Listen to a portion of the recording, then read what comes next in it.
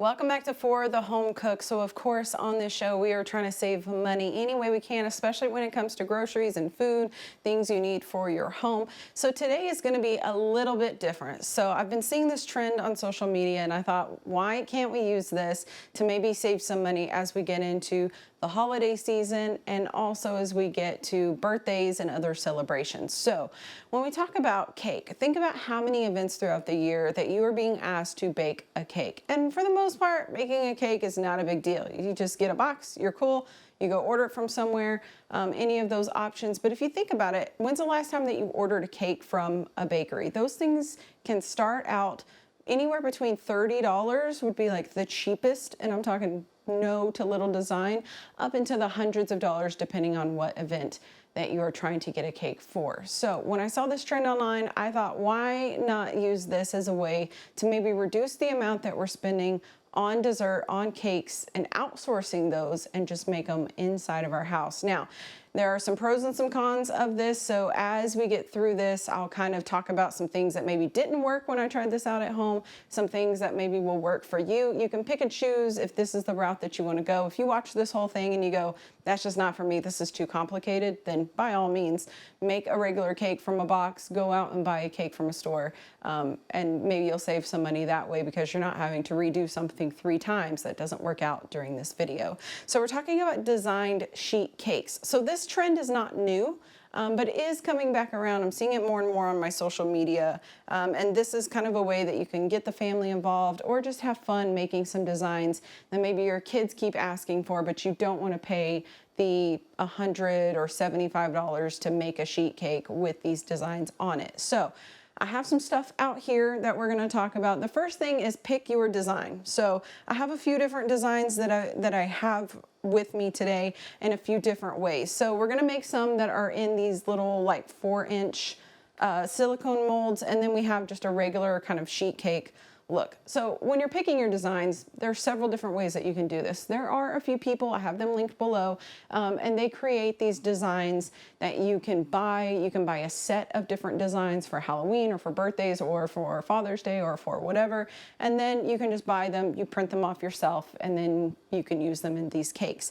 Or you can just make a design on your own. So for example, when I was sitting up here at work last night, I just drew this. This is for a birthday. This is all little birthday things that you would put on a cake. And I just did this by hand. So, you know, if you have like the minimum amount of creativity, you can make this kind of thing. So we've got balloons, we've got a cake, we've got cupcakes, we've got birthday hats and birthday candles and all of those sorts of things.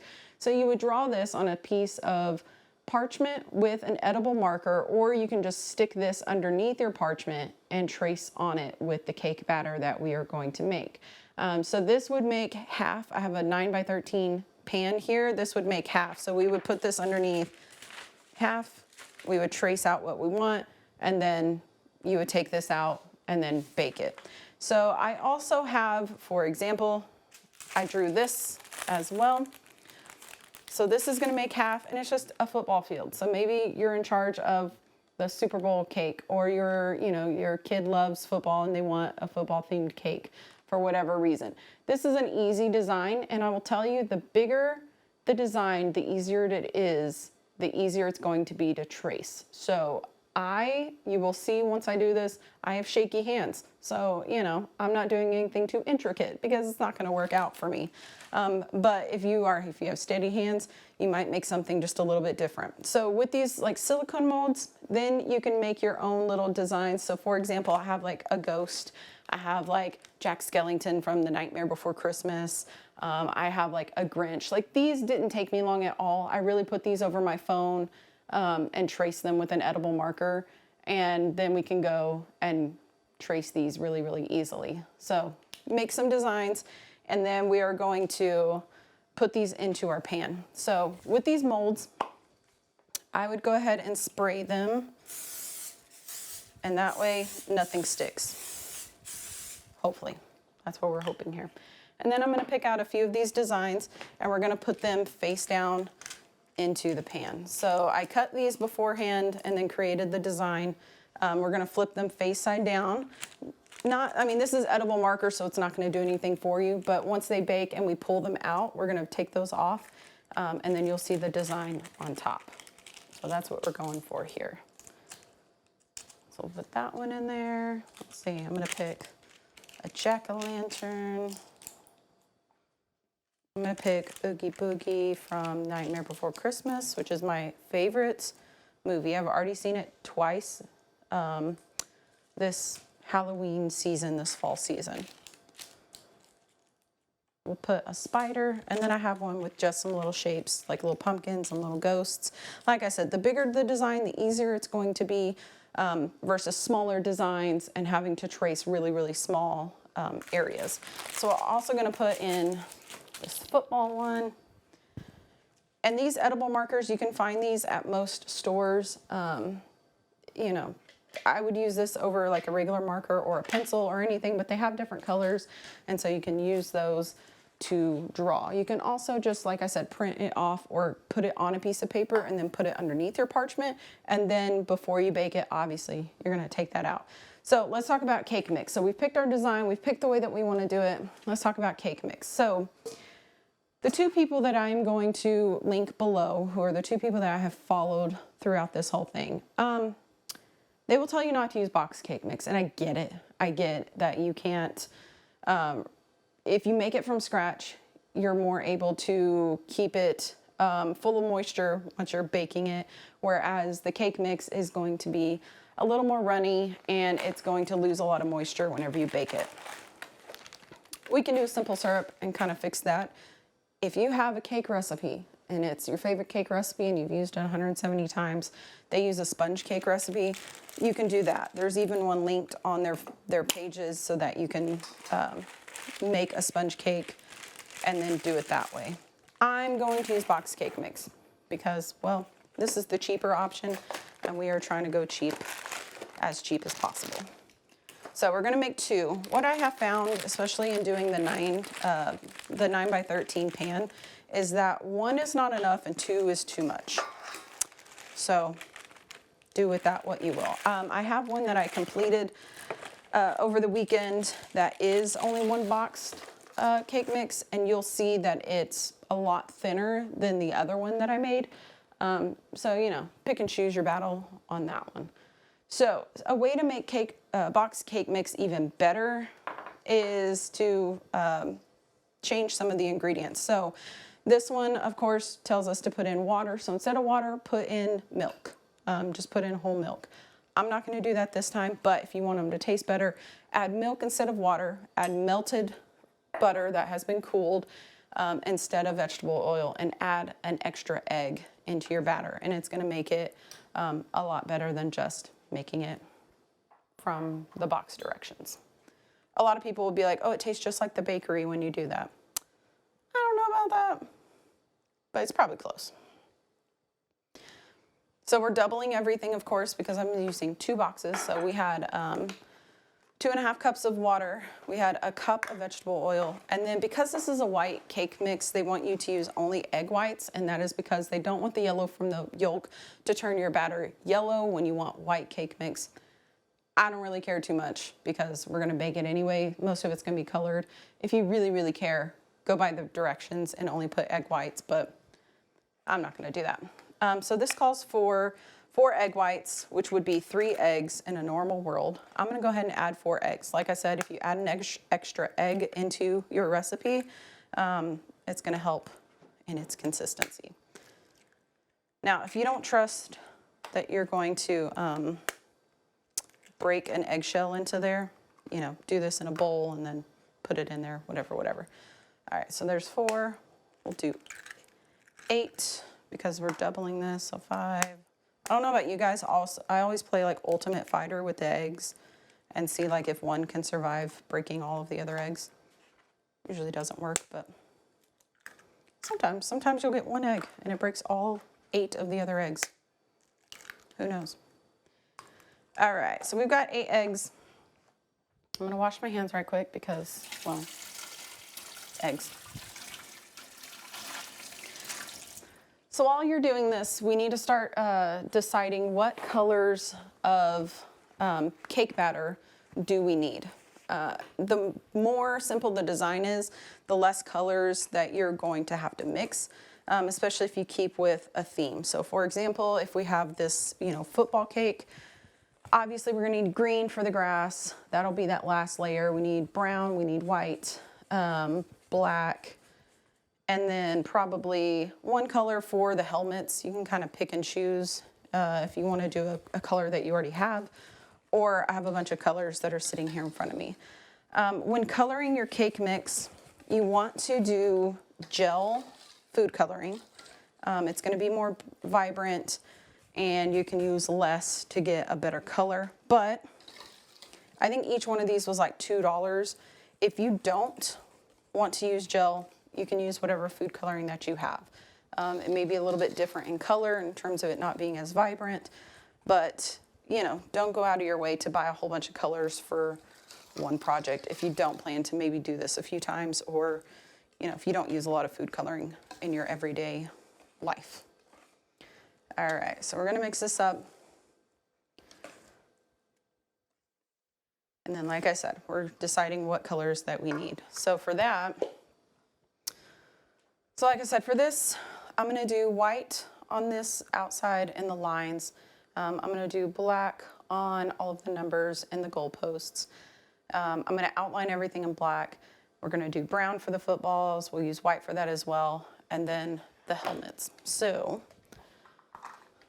now we start divvying up our cake mix. So we're gonna do that one as brown.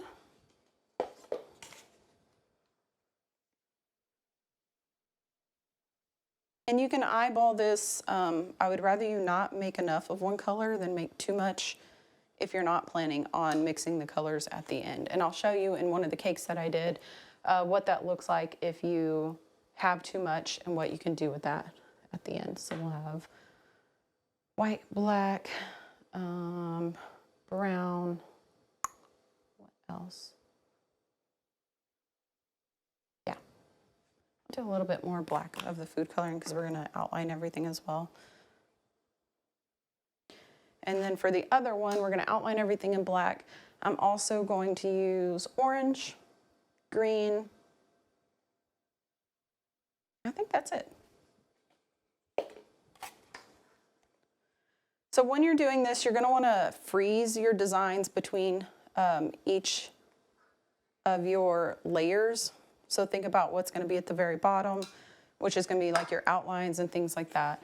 You wanna freeze it in between all of these. Now remember, we are working with cake batter, we are working with raw eggs, so don't eat any of this batter. And be careful in terms of if it drops on the countertop, make sure we wash our hands, all of those things that you need to remember when you're working with color. Also, because you're working with color, this stuff will stain. It doesn't stain for like ever and ever, but I mean, I still have some from like 2 days ago. So just be careful when you're going through this and make sure that you're not like dumping it on some areas. So I'm gonna get a butter knife and I'm gonna add in, so this is our brown color. I don't need too much of this.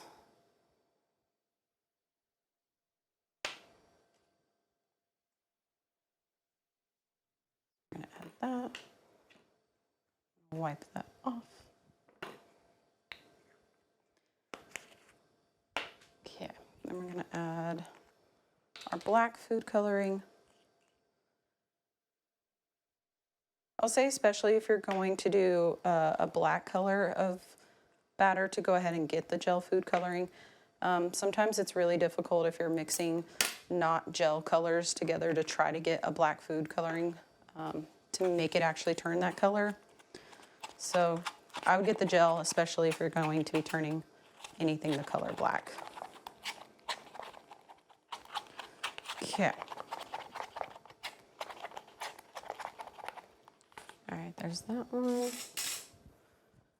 This is a great thing to get your kids involved in because, as you can see, it takes up more time than you probably think that it should, especially with having to do it in layers and freeze it and bake it and all of that kind of stuff.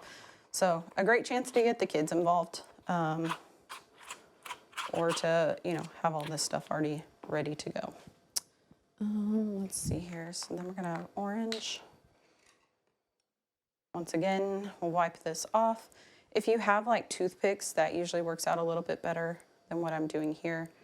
So you can use that. You can also just put these in bowls instead of cups and mix it that way. But obviously I don't want to clean up 13 bowls with the rest of my day.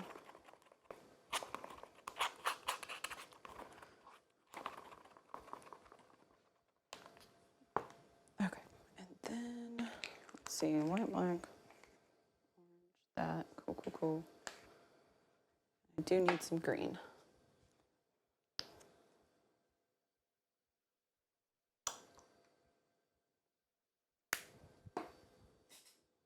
All right, so at this point, now we're gonna get these ready and we're going to start designing, outlining, all of those things. Like I said, you'll want to freeze it in between each layer so that the layers can freeze and not move around. The way that you can do this, piping bags are going to be your best friend. So if you don't want to buy piping bags, and I get it, a set of these, I think a 12 pack is like $4 or something like that. If you don't want to do that, it's perfectly fine. If you have these little just zip freezer bags, those work out well too. Sometimes I'll see some of the people online doing it with the little squeeze bottles. That works out too. Those can get expensive if you need a bunch of them. And you have to make sure that they have like the smallest tip possible. You don't want to get like the ones that you would use at your weekend barbecue. Those are going to be too big. I made that mistake this weekend, and you can't really trace anything really well with that.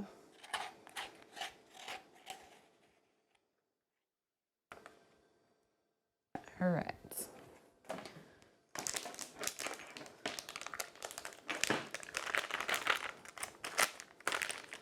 So there's one. Don't spill.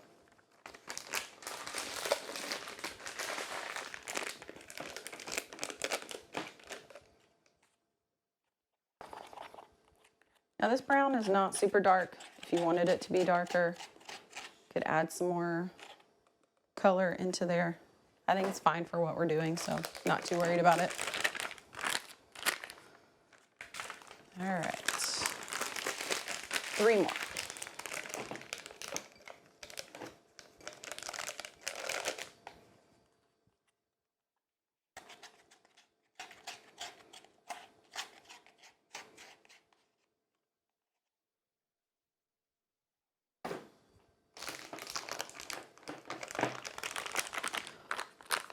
I'll trace a little bit and then I'll show you. I have one that I did trace the other day and is in the freezer.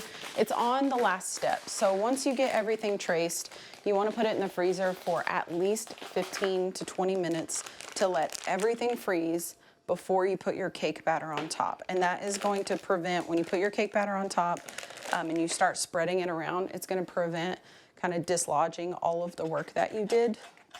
So make sure, especially on that last step.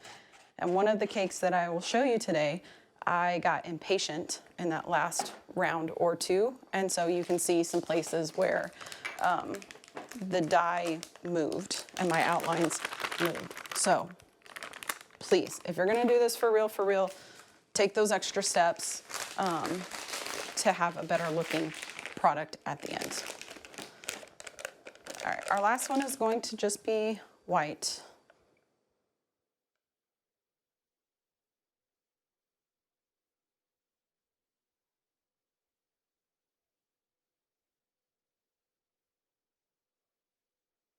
Hopefully that's enough. If not, you can always come back in and add more.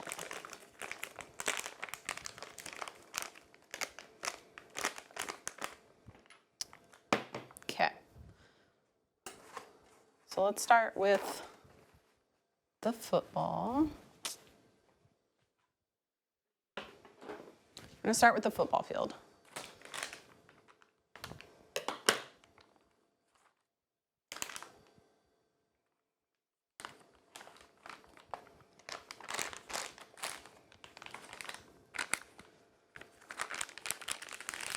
Okay, so you're gonna take that, you're gonna squeeze, and then we're gonna cut off just the tiniest amount here at the very bottom. You can always cut off a little bit more. You can never, like you'd have to get a whole nother bag to do this the other way. So cut off a little bit at a time. All right. You're gonna see some unsteady hands. So just pre-warning you on that. But basically what we're gonna do is take this, we'll come over here, make sure everything's coming out normal.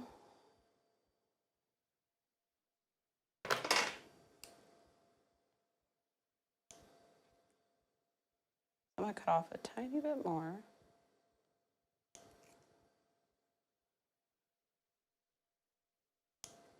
Okay. So we're gonna come over here. See, I didn't cut it off clean enough, and here we are. If that happens, you can just wipe it off and you can redo it. All right, so we're gonna come over here. We're gonna start making our numbers. Like I said, the bigger the design, the better it's going to look. So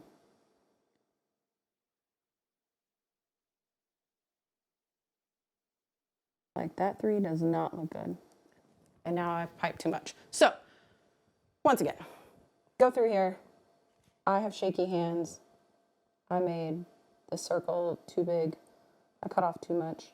But you would go through here, outline everything, call it good. Same thing over here. And this might work out just a tad bit better because these designs are a little bit bigger. I'm gonna go over here, outline our little ghost.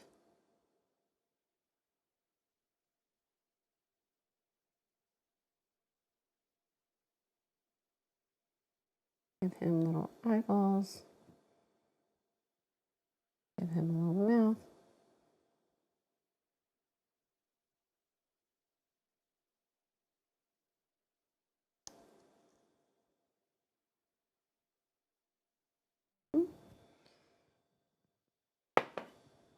And I'll kind of show you what these look like as we continue going. Pure concentration happening.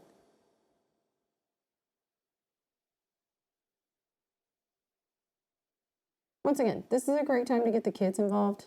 You know, they're closer to that age where they had to like outline stuff in kindergarten than me, 30 plus, trying to remember how to, you know, trace things like a grown-up.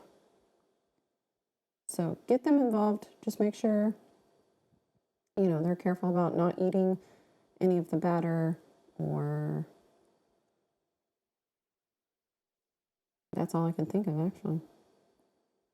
You know, it is black, so it may get on them. Let's see. Let's do our Oogie Boogie.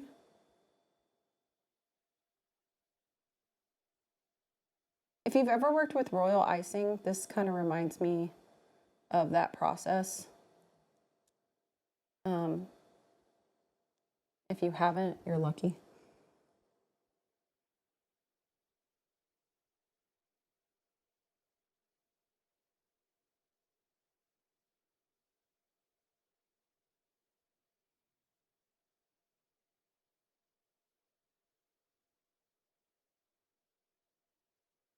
A little spider. May have more than 8 legs.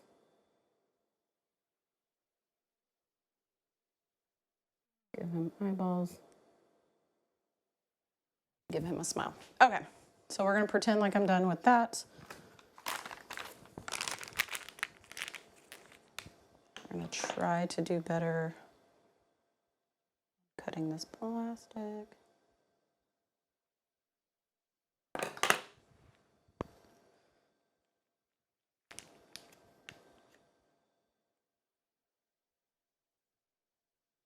Okay, so that one's perfect. All right. We'll quickly go through what this looks like. Obviously, consistency and how you do this and not trying to rush through it like I am right now is going to be Very, very important. Cool.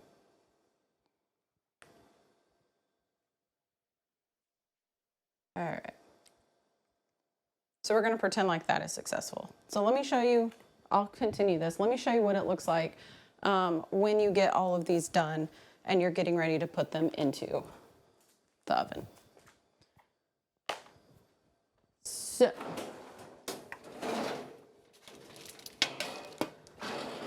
this is the one that I did over the weekend, and it has been in the freezer. So you can see that this is kind of Halloween themed. So we have a moon up here, we have some candy corn, we have some ghost, we have like a tombstone, some more ghosts, some spider webs, we have a Labubu, which actually took me longer than it should have, but I know the guys in production love it, so that's about as good as it was going to get for me and my limited ability to draw. And then we have some trees over here, so all of that was outlined. We start filling in some stuff, and then everything else is going to be whatever color of cake that you want. So this, I'm just gonna use the white cake batter because, well, I want everything else to be white within this. All right, so we're there. I'm gonna take this out. So once you get done with all of your designs, put it in the freezer for about 15 or 20 minutes. It's gonna come out just like this. And now we're gonna add in our cake batter. You wanna add it in on the designed area first, and then spread it to the other side. And you wanna work as fast as you can. Don't get too sloppy, but do kind of work fast. And when you're spreading it along on this side, don't do it too rough.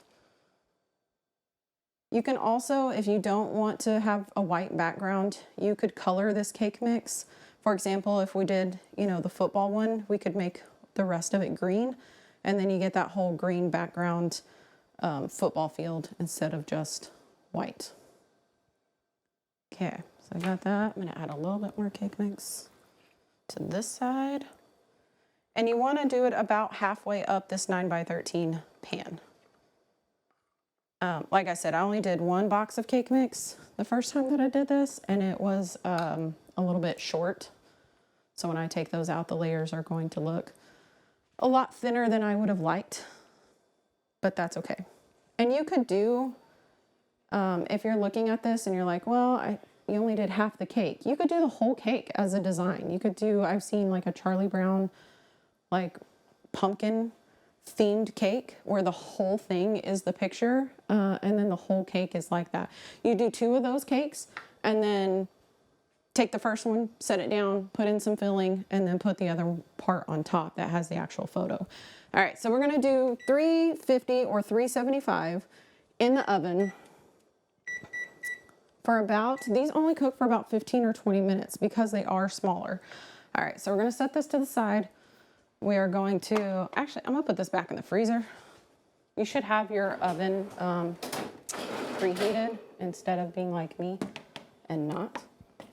So I'm gonna set this in the freezer just for that few minutes until the oven is preheated. Being as careful as possible. And then I'm gonna show you a few things when this is done. So this is the one that I made. This is the one that has kind of thin cake layers. So I did a Halloween themed one. So that's the top layer. You can see 1, it's a little bit too thin. 2, it's kind of cute, right? But you can see some areas like this. Here's where I didn't let it be in the freezer for as long as it needed to be. And so some stuff got moved around, but still, it's okay. It's okay for a first time. Now here was the second half. Like I said, I had leftover cake batter, so I just took that and then just made it into like this Halloween themed cake. Now, as you just saw, these are very delicate cake layers, so you want to be really careful with them. I was not, and what just happened. So a few things that you can do with this. 1, you can just leave it as is and put in some filling, and hopefully it sticks together. Or you could take, like a biscuit cutter and come in here, cut that, and then just make little circles like you would have done right there.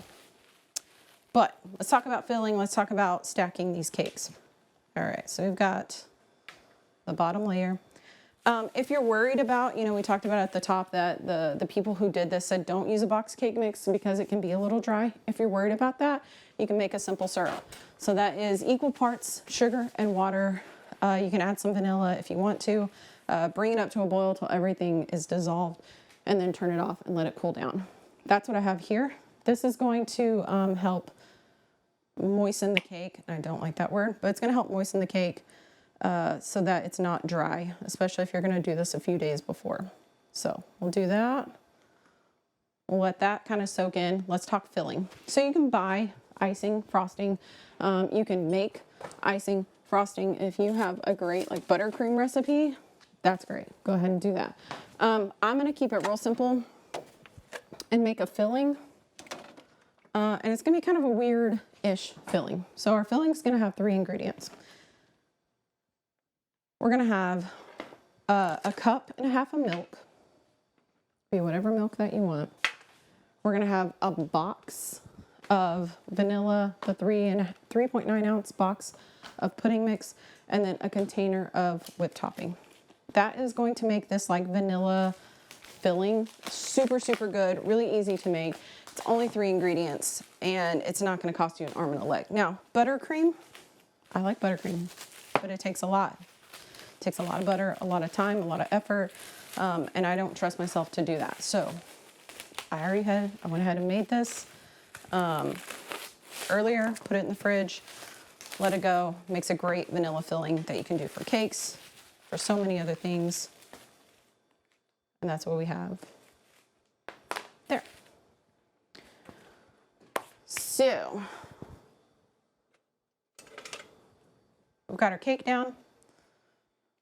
We're going to add in some of our filling. You could also pipe this on there. It's going to make it taller without adding as much volume, if that makes sense. And it's going to make it cleaner, so like not very clean out here on the sides. So I would suggest piping this on here, but you know what, we made a decision and now we have to live with it. To do this, I would make sure that you keep it as even as possible. And then when you're moving these cake layers, get a cutting board that's flimsy or pretty like movable. Put it in between the cake layers and then move it on top so that it doesn't break. I say that and then I'm going to do the opposite. But if I work really quickly, I'm going to pretend like that's perfect. All right, same thing. I'm going to put some simple syrup on top just in case that cake got dried out. Let that sit. And now it's done. So this one is a, subpar version of what you could do. Obviously, I would practice, maybe get a box of cake mix and practice drawing before you actually, make something that's supposed to be for your kid's special day or your special day or any of those things. But let me show you what could potentially be made from this. So my sister loves a series called Fourth Wing, and it has dragons. So while we were making this, she said, I want a dragon cake. And that's what we have here. So I'm going to try to do this without like dumping it off. But you can see on this cake, so she drew all of those dragons, outlined them, filled them in, made the clouds, and then made the top layer blue. So it looks like a sky. We've got all 3 of those dragons, and the filling that you can see was piped in the middle, so it's a little bit cleaner. So that's what you could do. So if you have a favorite character, a favorite book, a favorite whatever, you have the potential of making something really, really cool. She printed off the picture from the internet, put it down, traced everything. Like I said, the bigger the design, the easier it's going to be. So this one doesn't have a lot of like little details in it, but you can still see what's going on. And that took the same amount of effort that mine took. It just looks a lot better.